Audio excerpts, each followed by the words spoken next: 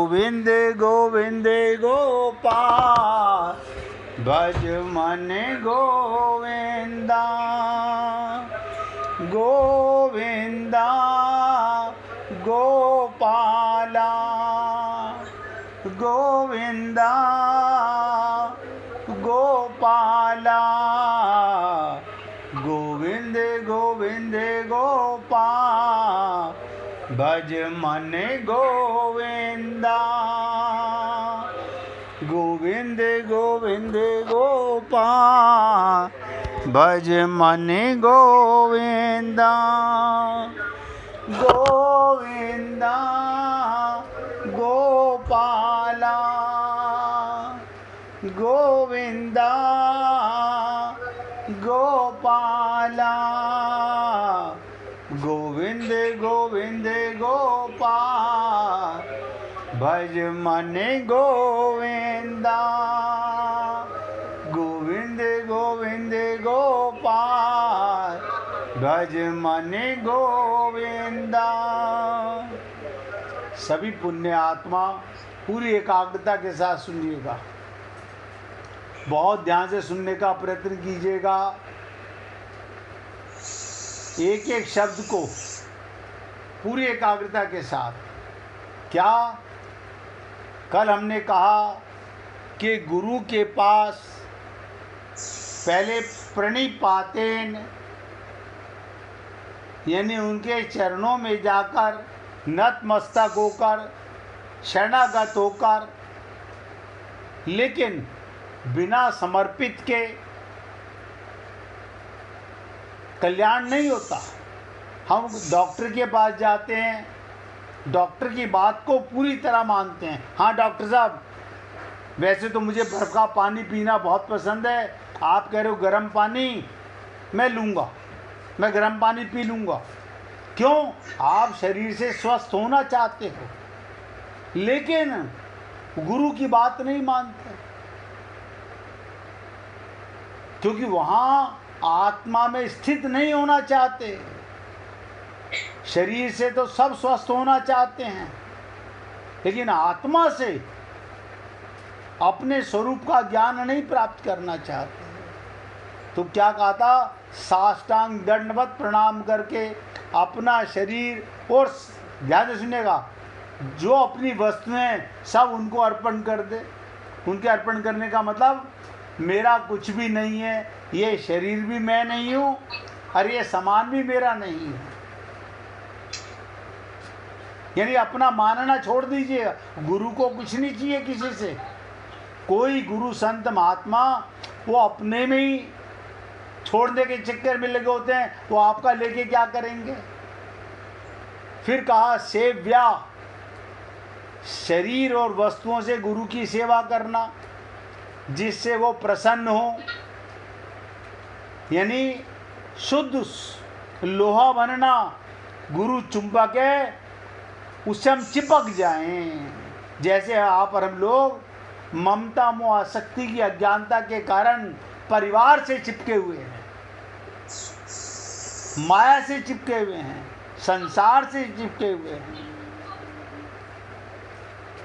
उमाबाई जी, आपकी भी आवाज़ बंद कर लीजिए मोबाइल की। नरेंद्र भाई, आप भी बंद कर लीजिए, बहुत ध्यान से सुनिएगा। यानी अपने को शरीर नहीं मानना, तब उनकी बात मानोगे। उनके मन के संकेत को आज्ञा के अनुकूल काम करें, यही वास्तविक सेवा है। इसी को शरणागति कहते हैं, इसी को समर्पण कहते हैं। तो संत महापुरुष की सबसे बड़ी सेवा क्या है? उनके सिद्धांतों के अनुसार अपना जीवन बनाना। अपना जीवन संत महात्माओं के अनुसार बनाना।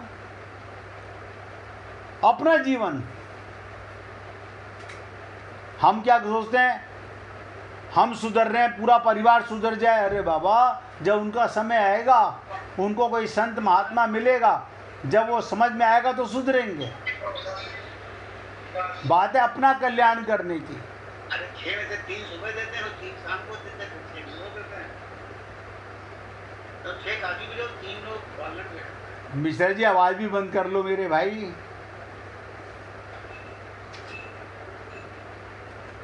तो कहने का तात्पर्य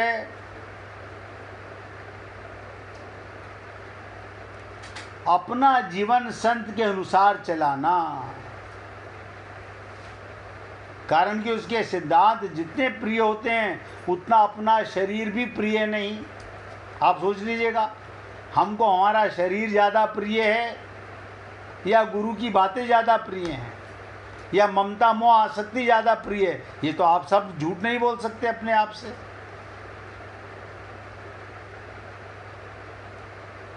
ये द्वारा क्यों रिपीट कर रहा हूँ? अभी वीना जी ने कहा कि आप द्वारा रिपीट कर दीजिए कल का थोड़ा सा हमारे को। वैसे तो वो बेड रिटर्न है, बेड पे हैं, लेकिन किसी कारण से नहीं सुन पाई होंगी। मन इधर उधर भटक गया होगा किसी के चक्कर में।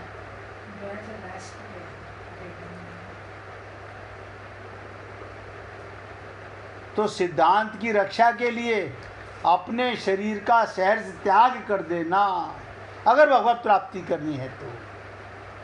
सच्चा सेवक गुरु के सिद्धांतों को दृढ़ता पूर्वक पालन करता है।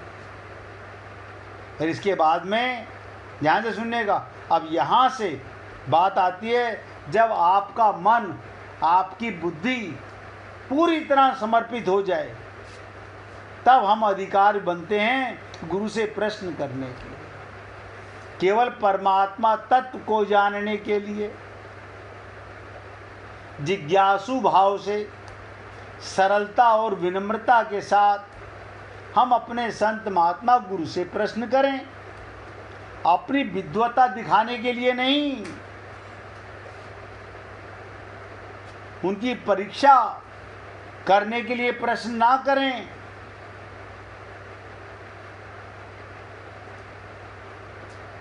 गुरु की परीक्षा का भाव आना ही महापाप है। फिर क्या प्रश्न करें, जिसको कल मैंने आपसे कहा था कि मैं कौन हूँ? बताओ, यानी आप और हम लोग ये मान लें मुझे ये ज्ञान नहीं है कि मैं कौन हूँ, हमें ज्ञान नहीं है, ये सत्य बोल रहा हूँ। हम अपने गुरु के पास गए सच्चाई में, गुरु ने कहा गधे की अकल, हम गधे बन गए, तभी ये समझ में आया, अन्यथा इन कानों से सुनकर मन से सुनकर कुछ समझ नहीं आता। आप कहेंगे लोग कमाल है, मेरा नहीं पता मैं कौन हूँ, मेरा नाम, मेरा धर्म, मेरा जाति, मेरा परिवार, ये क्या है? ये मैं तो आपका परिचय पूछ रहा हूँ, आपके शरीर का परिचय नहीं पूछ रहा। आपके पिता का नाम क्या है, माता का नाम क्या है, गांव का नाम क्या है, गोत्र क्या है? ना ना ना, ये सब शरीर के बीमारियां हैं, ये सब शरीर के रोग हैं। हमने तो ये प्रश्न किया कि मैं कौन हूँ, और फिर माया क्या है, संसार क्या है, बंधन क्या है। आप सोचिएगा, कई बार देखा मैंने कि किसी के पैर में रस्सी नहीं बंधी हुई, किसी के पैर में रस्सी नहीं बंधी हुई, लेकिन मन में हमारे पति जी ने मना कर दिया, हमारे बेटे ने मना कर दिया। अब बताओ, गुरु बेकार, भगवान बेकार, ये बंधन है क्या? मोक्ष क्या है? परमात्मा तत्व का अनुभव कैसे हो सकता है? एक एक प्रश्न को समझाने के लिए गुरु को बहुत समय लगेगा। मेरे सामने क्या क्या बाधाएं हैं, आपके और हमारे लिए तो कोई बाधा है नहीं। हम जो चाहते हैं वो करते हैं। उन बाधाओं को कैसे दूर किया जाए, आप ध्यान से सुनिएगा, इसके उपरांत तत्व समझने क्यों नहीं आ रहा? जो तत्व आप बताना चाहते हो, भगवान बताना चाहते हैं, वही हमें क्यों समझ में नहीं आ रहा? इस प्रकार प्रश्न केवल अपने बोध के लिए, जैसे जैसे जिज्ञासा हो वैसे वैसे करें। मैं 50 दिन लगातार यही बात बोलता रहूं, लेकिन ये काया का भ्रम नहीं मिटेगा। माया का भ्रम क्यों नहीं मिटेगा? क्योंकि हमारे को बहुत पुराना अभ्यास है, हमारे को बहुत पुराना अभ्यास है काया और माया का। इसी जन्म का ऐसा ज्ञान भर गया है हमारी खोपड़ी में, मिट नहीं रहा। दवाई की डिलीवरी आई है, इसलिए पुण्य आत्माओं निवेदन कर रहा हूँ, अगर तत्व ज्ञान प्राप्त करना चाहते हो, तत्व ज्ञान प्राप्त करना चाहते हो, भगवत प्राप्ति करना चाहते हो, तो ये काया और माया से बिना निकले, जब तक मन के गुलाम रहोगे, बुद्धि के गुलाम रहोगे, अपने को शरीर मानोगे, रिश्तों के गुलाम रहोगे, तब तक कोई गुरु आपको तत्व ज्ञान नहीं करा सकता।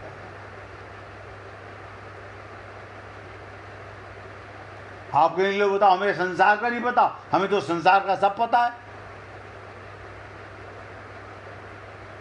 उसका कारण है, अपने शरीर का पता है तो संसार का पता है, अपना पता चले आत्मा का तो परमात्मा का पता चले।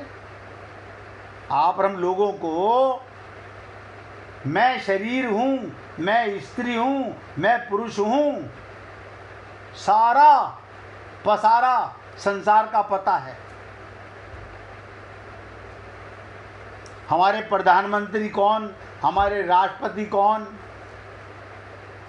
हमारे चीफ मिनिस्टर कौन, सब, लेकिन मैं कौन हूँ इसका पता नहीं है।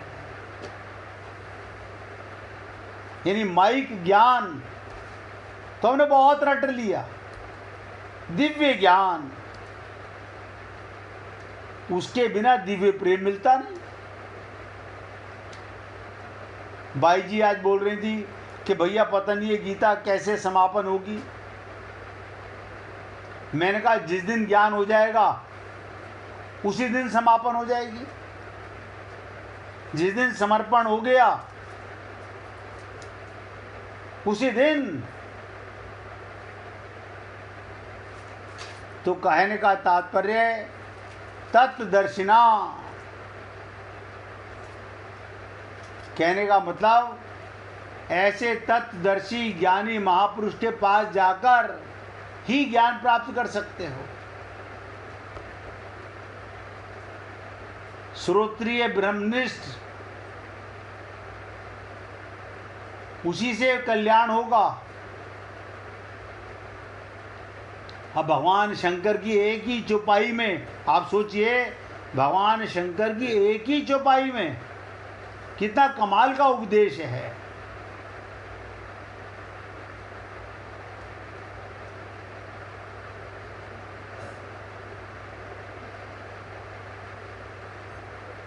जैसे भगवान श्री कृष्ण अर्जुन को माध्यम बना के हमें बता रहे हैं, भगवान शंकर अपनी पत्नी को उमा को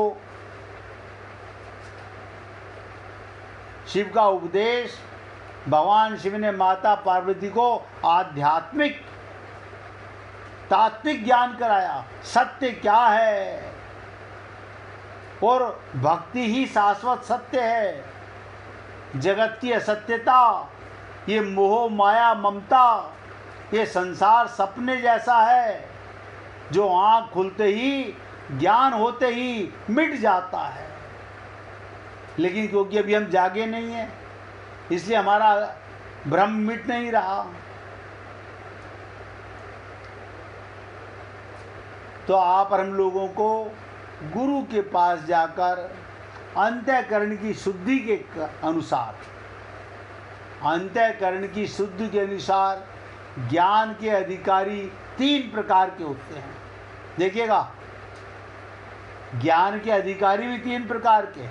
गुरु के पास 3 तरह के शिष्य आते हैं, उत्तम, मध्यम, कनिष्ठ। उत्तम अधिकारी को श्रवण मात्र से तत्व ज्ञान हो जाता है।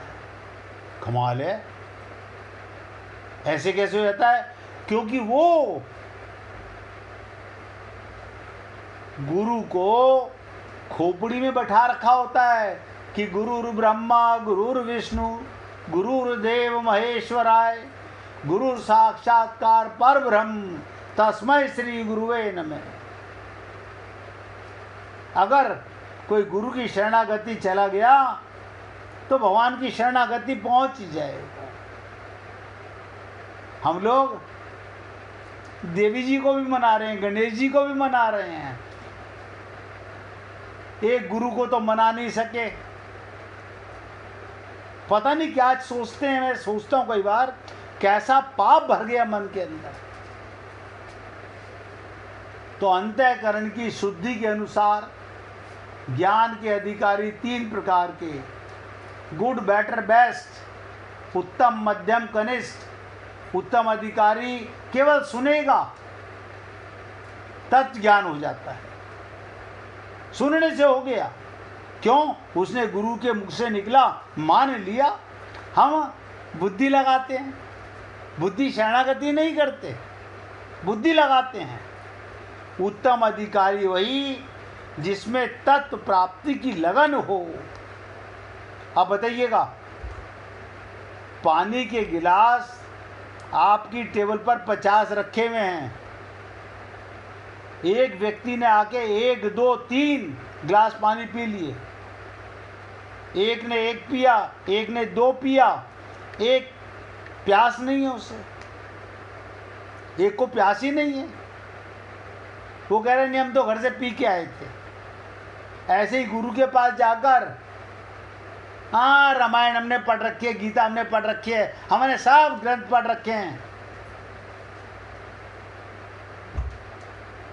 अब पहले से ही हम अपने आप को बहुत ज्ञानी मान करके तो गुरु के पास जाते हैं,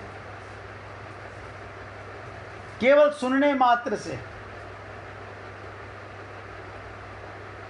जिसको तत्व प्राप्ति में भविष्य अच्छा ना लगे, अर्थात जो वर्तमान में ही तत्काल तत्व प्राप्ति करना चाहता है, वो कल पर नहीं डालना चाहता। आप हम लोग कल पर टालना चाहते हैं। नहीं देखिए ना, अभी तो हमारे रिश्तेदार के यहाँ शादी है, आज वहाँ जाना जरूरी है। आप कौन सा भागे जा रहे हो या भगवान भागे जा रहे हैं? हम आज तक तो यही करते आ रहे हैं, भगवान को और गुरु को कल पर टालते आ रहे हैं। जिसने भगवत प्राप्ति को कल पर डाला, उसको नतीजा ठन गोपाल मिलने वाला है। सुना, तत्व ज्ञान हो जाता है। प्रेजेंट में भगवान मिलेगा, फ्यूचर में कभी भगवान नहीं मिलेगा। जब भी भगवान मिलेगा तो प्रेजेंट में, वर्तमान में मिलेगा। हम तो अपना भविष्य सुधारना चाहते हैं, वर्तमान तो बिगड़ा रहे, भविष्य सुधारना चाहते हैं। ये हुआ उत्तम अधिकारी। मध्यम अधिकारी को श्रवण करने के लिए, मनन करने के लिए, निधिध्यासन करने के लिए तत्व ज्ञान होता है। उसे 3 काम करने पड़ते हैं, सुनना पड़ता है, फिर मनन करना पड़ता है, फिर निधिध्यासन करना पड़ता है, तब तत्व ज्ञान होता है। और जो बिल्कुल निम्न क्वालिटी का श्रोता होता है, कनिष्ठ अधिकारी, तत्व को समझने के लिए भिन्न भिन्न प्रकार की शंकाएं करता रहता है, बुद्धि लगाता रहता है, नहीं ये तो बात नहीं है, ऐसे थोड़ी होता है। हम जब गुरु की बात पर बुद्धि लगाते हैं तो मालूम पड़ जाता है हम थर्ड कैटेगरी के श्रोता हैं, थर्ड कैटेगरी के। शंकाएं मन में आएंगी, उसके मन में शंका ही चलती रहेगी। उन शंकाओं का समाधान करने के लिए वेदों और शास्त्रों का ठीक ठीक ज्ञान होना आवश्यक है। वो अपने आप से हो नहीं सकता, क्योंकि वहाँ केवल युक्तियों से तत्व को समझाया नहीं जा सकता। अतः यदि गुरु तत्वदर्शी हो पर ज्ञानी ना हो तो शिष्य की तरह तरह तरह की शंकाओं का समाधान नहीं कर सकेगा। हमें इसीलिए प्रैक्टिकल गुरु चाहिए, हमें प्रैक्टिकल गुरु चाहिए। पूछिए ब्रजमोहन जी, कौन सी बात को? जिज्ञासु को। देखो, जिज्ञासु का मतलब क्या कि जिसे अपना कल्याण करने की भूख है। निधिध्यासन, हाँ कोई बात नहीं, सुनिएगा। हमने कहा श्रवण करना, जैसे सब सुनते हैं। मनन करना उसे कहते हैं गुणना, और निधिध्यासन माने पक्का विश्वास करना। श्रवण किया, मनन किया, जैसे मोहर लग गई, मेरे गुरु ने कहा है, अब इसके ऊपर शंका नहीं। लेकिन यहाँ तो खोपड़ी के अंदर हम रिश्तों की माने, भगवान की माने या गुरु की माने, क्योंकि हमने अपने को शरीर माना हुआ है। अब शरीर मान के कोई गुरु की नहीं मानेगा, वो जिससे शरीर का गुजारा हो रहा है उसकी मानेगा। यानी निधिध्यासन पूरी तरह से समर्पित हो गया, तत्व ज्ञान होता है। छोटी छोटी शंकाएं करने वाला, बुद्धि लगाने वाला ठीक ठीक ज्ञान नहीं हो सकता, क्योंकि वहाँ केवल युक्तियों को तत्व ज्ञान से समझाया नहीं जा सकता। इसलिए मैंने कहा गुरु तत्वदर्शी हो, ज्ञानी ना हो तो शिष्यों के तरह तरह की शंकाओं का समाधान नहीं कर सकेगा। हमें पहले मैंने कहा था श्रोत्रिय, ब्रह्मनिष्ठ, थ्योरेटिकल एंड प्रैक्टिकल। इसका भी एग्जाम्पल आपको दिया था। एक प्रोफेसर ने तैरने के ऊपर थीसिस लिखी, लेकिन तैरना नहीं जानता था, तो डूब गया। खाली रट्टू तोता जिसने बना हुआ हो, श्लोक रटे हुए हो, वो हमारा कल्याण नहीं कर सकता। जिसने प्रैक्टिकल जीवन को गुरु के पास रह के समझा हो, वही हमारा कल्याण कर सकता है। इसलिए कहा गया गुरु शास्त्रों का ज्ञाता भी हो, तत्वदर्शी भी हो, जिससे श्रोता को ज्ञान हो जाए, एग्जाम्पल दे दे के बताए। वो बातें सुना सकता है, पुस्तकें पढ़ा सकता है, पर शिष्यों को बोध नहीं करा सकता। इसलिए गुरु का तत्वदर्शी और ज्ञानी, थ्योरेटिकल एंड प्रैक्टिकल दोनों का होना बहुत जरूरी है। अब 1 मिनट भगवान का कीर्तन करेंगे, उसके बाद आगे चर्चा करेंगे। श्रीमन्नारायण नारायण नारायण, श्रीमन्नारायण।